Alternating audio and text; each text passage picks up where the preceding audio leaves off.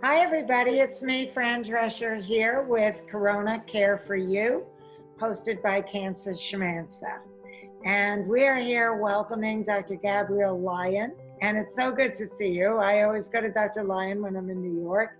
And she just has, like many functional medical doctors, a very interesting and thoughtful approach to whole body wellness. And so why don't we get right into it? Welcome to Corona Care for You. Hi, thank you so much for having me on. I cannot wait to share with the watchers some information as it relates to wellness right now. Dr. Lyon, you seem to specialize in something called muscle-centric medicine. And I must say that this is extremely unique. I've not heard it from any other doctor, even within the functional medical world. And it's really something that, you've kind of honed as a cornerstone for good health. So could you get into that with us and explain it? I think it's really interesting. Yes. So this comes from my years of training, and it really developed this concept that muscle is the largest organ in the body. Typically, when we think about muscle, we think about looking good in a bikini. Now, listen, that may be relevant, but it's not to me. But muscle is so much more than that. It is the most underappreciated organ in the body. It is an organ that when you contract it, it secretes things. It secretes things called myokines, which are anti-inflammatory. Not only does it, when you contract a muscle, does it go and produce things that create an anti-inflammatory effect, but it also is your metabolic currency. It is the site for glucose disposal, which is the foods that you eat. Really the largest determinant of resting metabolic rate, which is the amount of calories that we burn at rest. Typically, a lot of people are worried about their cholesterol. Well, what if I told you that muscle is one of the largest sites of lipid oxidation? Muscle determines everything about how you age, the trajectory of your health. Right now we talk about this concept of obesity and being over fat, but actually it's a problem of the muscle. It's about being under muscled, because muscle is the largest organ. I'm going to say that again. Muscle is the largest organ in the body. It's not about being over fat. It's about being under muscled. All issues begin in the muscle first. Obesity is a byproduct of defects and issues with the muscle tissue. And even for cancer, survivability is related to the amount of healthy muscle tissue that you have. And why is that? Because that phenomenon called cachexia, that highly catabolic state, one of the ways in which you have the best chance of survival is having healthy muscle tissue. The more inflamed, the more catabolic, which means that the more that your body is breaking down, the amino acids in the muscle tissue, which is what makes up muscle, that's the reservoir. So the healthier the muscle tissue that you have, the more capacity you have to survive. Everybody was focusing on the product and the issues with obesity. And it just dawned on me after years of training. I did a fellowship at WashU in nutritional sciences and geriatrics, which is all about aging. I did my undergraduate at University of Illinois, and I trained under one of the world leading protein experts. And through this trajectory of seeing normal people, obese people, older people, aging people, one thing that was in common in everybody, the health of their muscle tissue, not just as looking good, but the health and the quality of their tissue determined everything about the trajectory of their aging. So what do we have to do? Is it simply about exercise, weight resistance? What is it? It is two simple things. If I could simplify it for everybody to do these two simple things. Number one, eat high quality protein at every meal. Protein is the black sheep of the macronutrient family. There's a lot of controversy around this most important macronutrient. Protein. Okay, so now would that include animal protein? It does include animal protein. And in fact, animal protein is the highest quality protein. And okay, so I'm with you so far. What determines to you high quality animal protein? So quality of protein is hard, fast, biological numbers. And it's based on the amino acid value. And what that means is just the building blocks of the protein. Plants have a different amino acid profile than animals. Animals in particularly have something important called branched chain amino acids, which are necessary for muscle health. So for example, you need 3 ounces of chicken to equal 6 cups of quinoa as it relates to protein quality. So high quality animal-based protein, and listen, that could be a whey protein shake, it could be egg, it could be fish, it doesn't have to just be meat, but high quality animal-based proteins really feed that muscle tissue. It has the correct amino acid profile. And how many grams of protein do you need with each meal to satisfy a healthy muscular system? Well, what they say is that as you get older or have any kind of inflammation, there's something called anabolic resistance that happens. And this is inability for the tissues to actually sense the amino acids. So are you ready? Everyone should brace themselves because this is a little outside the box and different than what you're hearing. You need a minimum of 30 grams of protein, which that's around 4 ounces of protein per meal. Yeah, a minimum to stimulate the processes necessary to protect your muscle tissue, which with the upper limit being around 50 grams in terms of optimizing that muscle protein synthesis. So 4 ounces, that doesn't seem like that much. That's like, a quarter pounder, right? Yep, minimum. Ideally, you want 1 gram per pound body weight or ideal body weight. Oh. So if someone wants to be 130 pounds, their goal protein would be around 130 grams of protein. Per day? Per day, exactly.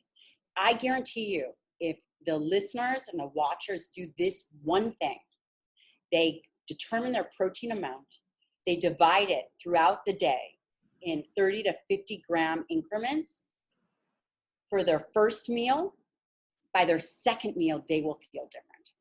That's my guarantee. And I've heard that a lot of animal protein puts a stress on the liver. Is that a misnomer? That is a misnomer. In fact, protein is necessary to help with certain pathways of detoxification. Okay, so now let me ask you something, because I think that it's very important, since this is brought to you by Cancer Schmanza, that if we're going to talk about eating animal protein, that we distinguish between industrial farmed animals and very pristinely grown, either wild or organic pasture raised animals. Do you observe that distinction in how you eat and what you recommend to your patients? We do, and it's just a preference. So of course we do, and we prefer it. So you mean when you say it's just a preference, so because in my humble opinion, the industrial farmed meats, you are what you eat and you are what your eating's eating. And if you're eating an animal that's living a Dickensian life and being stuffed with growth hormones and antibiotics and eating GMO grain when it should be out in the sunshine, grazing on soil, earth, and grass, you're getting 2 very different products. And one of the other things to consider is the regenerative capacity of those wildly raised animals. That's another major positive. A positive, yes. I started ordering from this bison company called Wild Idea, and that their whole goal is to regenerate the prairie by bringing all this huge buffalo in, and they break up the soil and they chew things up, and they're all out in nature and they're living like wild animals their entire life and on the same prairie. So I think that, you know, responsibly, we have to think about the quality of the food, because otherwise maybe it could do you more harm than good. Do you have any connection with like eating foods that aren't pristinely grown and seeing an elevation in, for example, cholesterol, Those- HDL? that's a great question. What I happen to see is that the majority of my patients don't eat low quality meat. And when you're thinking about low quality meat, you're thinking about like McDonald's. You're thinking about mass feedlots from McDonald's. And with that comes a ton of calories, typically fries and a drink and bread and gluten. All of these things in combination really lead to the unhealthy individual. Excess calories, excess processed foods. But when you think about high quality proteins, I always encourage people to not have a barrier to entry. So, for example, if an individual couldn't afford just grass-fed organic beef, my recommendation would be to purchase a beef not from the big kind of feedlots, but you know, there's farms that are not necessarily organic, but are raised on farms. And, you know, for whatever reason, if it's a price issue, I would much rather have them have regularly raised beef than eating cookies or other things because they're choosing not to eat protein because of the barrier to entry. Now, would the diet that you practice and recommend to your patients be considered keto? Definitely not. It's more optimal protein. If individuals felt like they needed to have carbohydrates, that's perfectly fine. What I do is I define carbohydrate meals. So the meals are, there's a carbohydrate threshold. Body composition is everything. Muscle health is everything. Optimal protein is one of the most important things to do as we age, right? I'm a trained geriatrician, so I watched aging. And I'm telling you, those individuals that ate more optimal protein, not necessarily keto and not over the top high, but those individuals that had 30 to 50 grams per meal and really met their protein needs, had better bone density, had better blood sugar control, had better hormonal status, and overall better body composition. Mm. Does it have any impact on like blood pressure or anything like that, or that's a different system?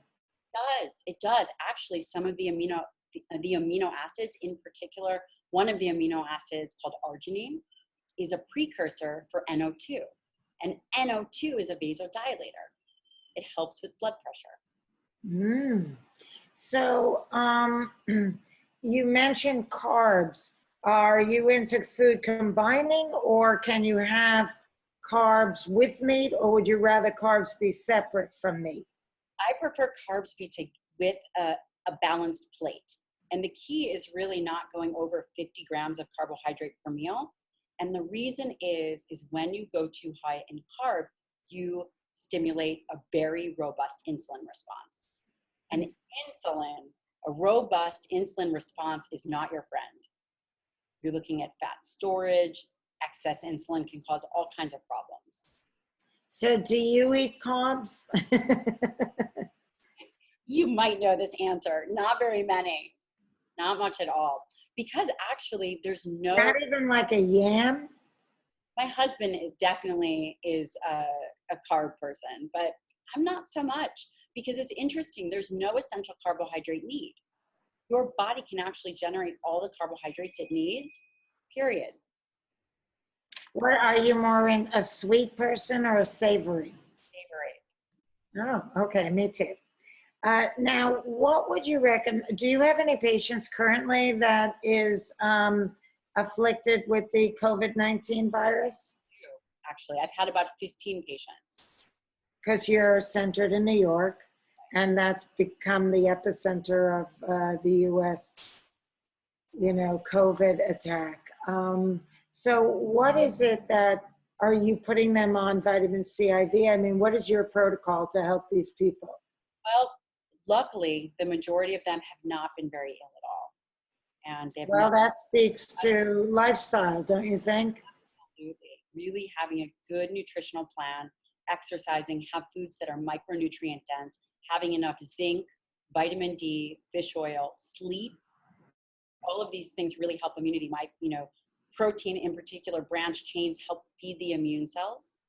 So the majority of the patients, we have a whole protocol, and it does include micronutrients, it includes zinc, it includes vitamin C, vitamin D, omega. Really, it's not in particular for COVID, it's really to support overall health. And that's what I have found to be the most effective. There are medications, obviously, and there are always risks, right? What did they say? That the juice has to be worth the squeeze. I mean, these medications can have serious side effects. So if you take them and you can allow your body to be robust and heal itself, that would be ideal.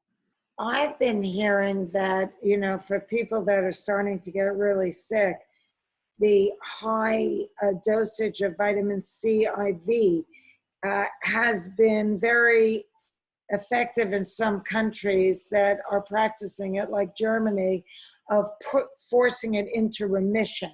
What are your thoughts about that? And have you had to do anything, make that arrangement? Because I've been thinking, God, if I were to get it, I don't think I would go to a hospital. I think I would get some nurse here and hook me up. I think that those are really big questions. As it relates to vitamin C IVs, I'm not doing them right now. I think that it puts people at risk. And the whole goal is to minimize risk. That being said, if individuals are puts people at risk because they would have to go into your office and stuff, you mean? Yes. But let's say I get sick and I need to get a nurse to come here to the house. Could I get an IV vitamin C, maybe some glutathione? I mean, for you, I would arrange anything. But, because I was even thinking about my parents. I was concerned about them because I think that as soon as anyone were to get any kind of early symptoms before it's migrated to the lungs, the best thing is to, I think, rest the body and bombard it with maybe vitamin C. I don't know. Really hard to say. This is so new. It's not like it's the flu and we've had experience with this. I think everybody's doing the best they can. We don't know. Europe tends to be very advanced in other places as it relates to more alternative medicine. And the US is kind of behind in that regard. But I just think that we don't know. It's so new. And then you think if someone is really sick, this is so significant in terms of breathing. If they're older, like your parents, they're at a much higher risk to need serious intervention. We were discussing that the muscular system is so important for our global health. And you're recommending at least 4 ounces of meat per meal. Where does exercise and weight resistance exercise factor into this as well? Especially right now, it is. Especially right now. What do we do? So important. So what we did is we rearranged our living space to create a gym space. That's how important physical activity is. And interestingly, resistance training, which is obviously training against resistance, weights, even if the weights are not heavy and you're doing things like squats and curls and presses and pushes, even if you don't have access to heavy weights, doing exercise to fatigue and exhaustion can stimulate the tissue just as much. And that's vacuuming. You come over, we need help. I have done more housework in the last 5 weeks than I've done in the whole other rest of my life. And it's hard, physically hard. It's funny. I read somewhere where they wrote, and all of a sudden, nobody ever questioned what a stay-at-home mom did all day. My patients, I'm still seeing patients remotely. And man, I tell you, the women are really upholding the household, and it's a lot of work, and they're homeschooling 2 kids and trying to get their exercise and trying to do self-care. It's a lot for people. And I think having a little bit of compassion for themselves and not being so hard on themselves will go a long way. So I like the idea, I have a Pilates machine here and I've not gone on it yet because I'm always doing housework and I feel like physically tired from that. Everything hurts. But I probably should go on. Is there something to be said to a rhythm of repeating the same action versus doing like a ton of housework and bending and cleaning and reaching and pushing and all of that stuff? I mean, is there a difference in terms of how it impacts your muscular health? It's so interesting. There was one study, and it was with people that were cleaning the house. And when they cleaned the house and they thought it was exercise, they actually lost weight. So there was something to be said for the physicalness of the actual labor, and then feeling that it's and then the mind-body connection. Yes. And in particular, as it relates to that. So is there anything that you would like to share with everybody that you feel might be particularly helpful to our viewers who are home and maybe could get some of your expert advice on what they should be doing right now in these current conditions? So number one, optimal protein is essential. Muscle is the organ of longevity. It will change the trajectory of your aging. It will change how you feel right now.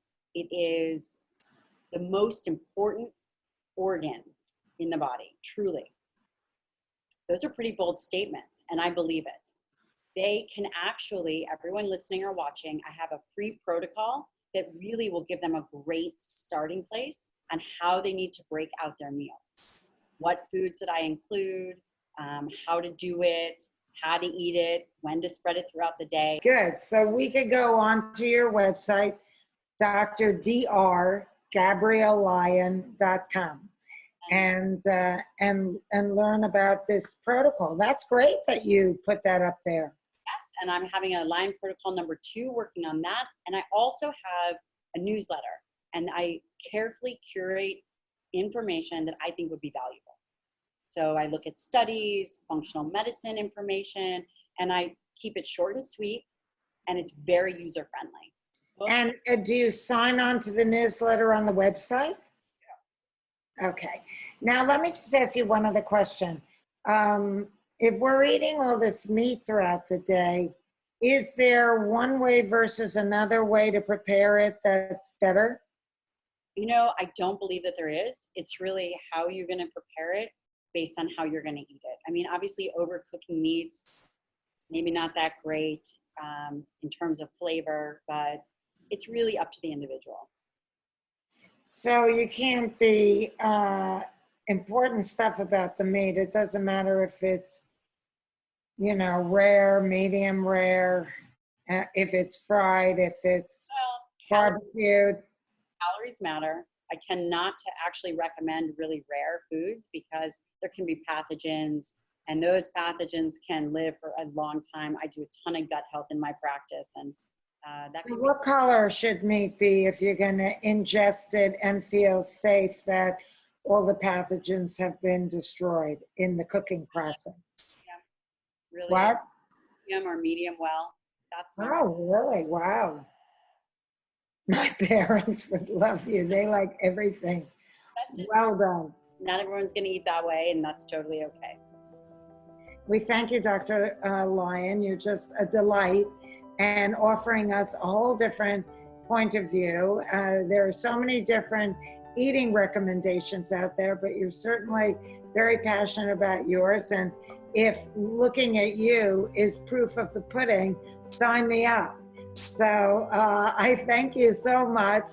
And I wish you good health and long life. And for all of you at home watching, I wish you as well. Hi, everyone. It's me, Fran Drescher.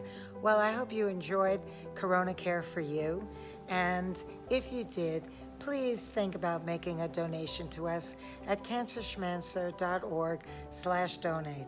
Like so many nonprofits, we've had to cancel all of our fundraising events. So it's really up to you to help keep us going. We depend on your donations, your support, and your love. There is no donation that's too small, and we are grateful to anything that you feel comfortable giving. And continue to come in to the Cancer Schmancer Corona Care for You series, because we are constantly posting new content, and we hope that it's helpful to you and your family. Don't forget to donate. We really appreciate your support. Thank you.